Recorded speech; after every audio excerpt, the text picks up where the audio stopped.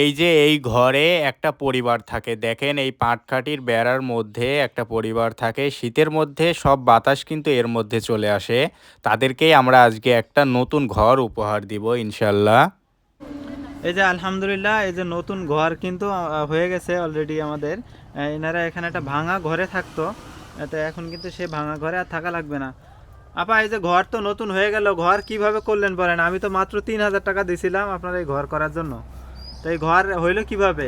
ভাইয়া আমাদের এক রবি আন্টি, উনি আমাদের টাকা দিছিল, 10,000 টাকা দিছিল। হ্যাঁ, লন্ডন আর- প্রবাসী হয়ে যে আমি যোগাযোগ করাই দিয়েছিলাম আপনার সাথে। হ্যাঁ, উনি আমার হাতে 10,000 টাকা দিছিল। আর আমি সাইটের থেকে এদিক দিয়ে কিছু ঋণ হয়ে আমি তার সাথে এই কাজটা করে ঠেলে উঠতে পারেছি।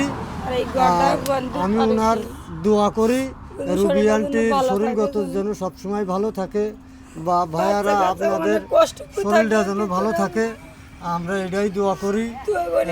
আপনারা আরও 5 জায়গায় যে এরকম আরও 5 জনের যাতে হেল্প করতে পারেন, রুবি আন্টিও যাতে আরও 5টা লোকের হেল্প করতে পারে, আমরা সেইভাবে আপনাদের দোয়া করি। ঠিক আছে, তো ভালো থাকবেন। হ্যাঁ, হ্যাঁ, ঠিক আছে। আচ্ছা, আল্লাহ হাফিজ।